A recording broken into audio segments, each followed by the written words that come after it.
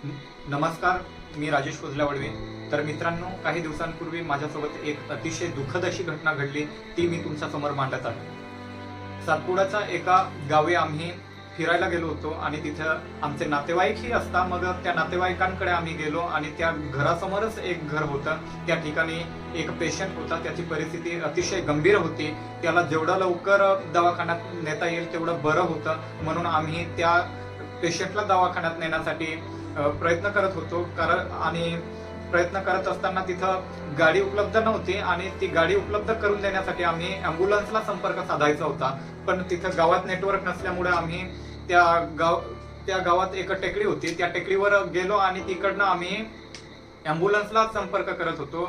2-3 वेळेस फोन केले, पण ॲम्ब्युलन्सवाल्या दादांनी काही कॉल रिसीव्ह केला नाही।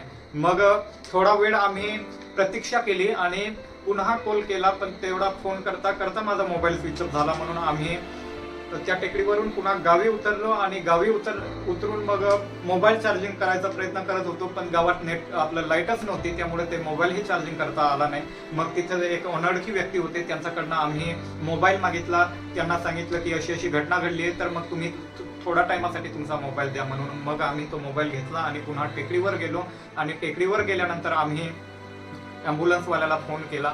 एकदा झाला, दोनदा झाला, तिसऱ्यांदा त्यांनी फोन रिसीव्ह केला। मग त्या ॲम्ब्युलन्सवाला दादाला आम्ही ॲड्रेस दिला, असा असा पेशंट आहे, या ॲड्रेसवर तुम्हाला यावं लागेल असं। मग तो ॲड्रेस ऐकून ते ॲम्ब्युलन्सवाले दादा नकारत होते, कारण त्या गावचा रस्ता हा खूप खराब आहे असं काहीतरी बोलत होते ते।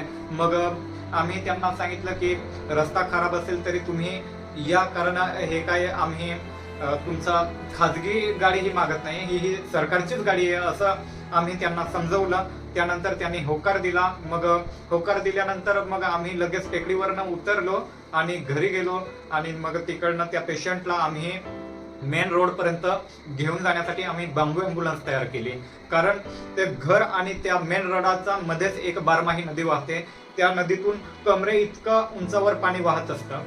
त्या नदीमधून आम्ही त्या बांबू ॲम्ब्युलन्सच्या सहाय्याने त्या पेशंटला मेन रोड पर्यंत पोहोचवलं आणि मेन रोड पर्यंत पोहोचवल्यानंतर थोड्या टायमाने तिथे ॲम्ब्युलन्सही आली आणि ॲम्ब्युलन्स आल्यानंतर आम्ही त्या पेशंटला ॲम्ब्युलन्समध्ये टाकलं आणि दवाखान्यात नेत होतो। आणि दवाखान्यात जरा दूर होतं, जवळपास 30 ते 40 किलोमीटरवर ते दवाखाना होतं आणि तिथं दवाखान्यापर्यंत पोहोचण्यात बराच टाइम झाला आणि तिथं पेशंटला पोहोचवलं तेवढ्यात त्याची प्रकृती अतिशय खालावली, पण तिथे डॉक्टरही उपलब्ध नव्हते, त्यामुळे आम्ही थोडे ओरडाओरड केली। पण तेवढा ओरडाओरड करत असतानाच त्या पेशंटने श्वास सोडला। तर ती परिस्थिती ही इतकी भयंकर होती की माझ्या तोंडातून डायरेक्ट शब्द निघत नव्हते आणि आता देखील मला ते बोलताना मला अक्षरशः प्रसंग दिसतोय।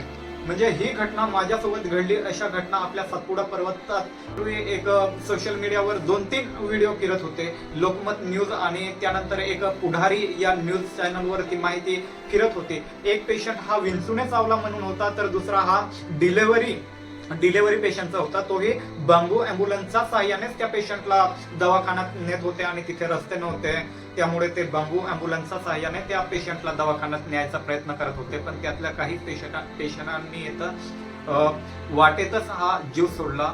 तर ही माझ्या डोळ्यासमोर घडलेली घटना। तर अशा कितीतरी घटना घडत असतात, त्याला जिम्मेदार कोण?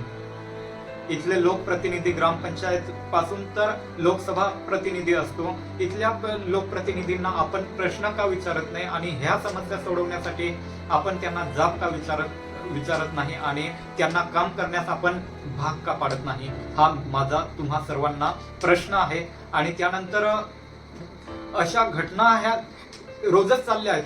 यात प्रॉब्लेम फक्त एकच नाही, तर तिथं नेटवर्क नाहीये, लाईट नाही, रस्ता नाही, आणि रस्ता आहे तर तिथे वाहन नाही आणि वाहन भेटतंय आणि कसं तरी तो दवाखान्यात जातोय आणि दवाखान्यात गेल्यानंतर सुद्धा तिथे एक डॉक्टर उपलब्ध राहत नाही। मग नेमकी समस्या कोणती आणि जीवन कोणतं? नेमकं तिथल्या माणसाने कोणत्या समस्येसाठी लढायचंय? आज मी मुंबई सारख्या ठिकाणी राहतोय आणि माझ्या भागात अशी परिस्थिती आहे जिथे मुंबई सारख्या ठिकाणी 10 मिनिटासाठी लाईट गेली असता आपण कसं गाजावाजा करतो, कधी 5 मिनिटात आपण तिथं डीपीच्या ठिकाणी फोन करत असतो, पण आपल्या इथल्या भागात अजूनपर्यंत म्हणजे आपण कितीतरी पिढ्या या अंधारात जगल्या आहे आणि अजून किती जगणार आहे, आणि ह्या सगळ्या समस्या दूर करण्यासाठी आपण का प्रयत्न करत नाही? कारण समस्या ही फक्त एकच नाही तर असंख्य समस्या आहे, पण आपल्याला मूलभूत समस्या सोडवण्यासाठी प्रयत्न करायचा आहे, पण हा प्रयत्न आपण का करत नाही? इथला सरपंच, पंचायत समिती सदस्य, झेडपी सदस्य, आमदार, खासदार ते तर काही करत नाही, पण त्यांना काम करत नाही म्हणून आपण जाब का विचारत नाही? आणि जोपर्यंत आपण या लोकप्रतिनिधींना आपण जाब विचारणार नाही किंवा त्यांच्यावर दबाव आणणार नाही तर हे काम करणं टाळाटाळ करत राहणार. आणि एखाद गाव असंही आहे की जिथं ज्या गावात आमदार खासदारांनी बिचारांनी निधीही पुरवला आहे, पण तिथल्या राजकारण्यांनी म्हणजे हे जे ग्रामपंचायत लेवलचे जे पुढारी असतात ते काही राजकारणामुळे त्या तिथं सुविधा पोहोचवत नाही. आता असं मी माझ्या डोळ्यासमोर पाहिलंय की एक गाव आहे, त्या गावात रस्ता 3 वेळेस मंजूर झालाय, पण अजूनही तिथे रस्ता झालेला नाही. फक्त कागदावर दाखवला आहे रस्ता पूर्ण झाला आहे, तिथला निधी हा वापरला गेला आहे, पण तिथे रस्ता प्रत्यक्षात दिसत नाहीये. तर मग तिथले लोक काय करताय? सरपंचला तर काही घेणं देणं नाही, कारण त्याला त्याच्या समस्या भागताय, पण आपल्या समस्या वारंवार वाढतच चाललाय. याच्यावर रोख लावण्यासाठी आपण प्रयत्न करत नाही.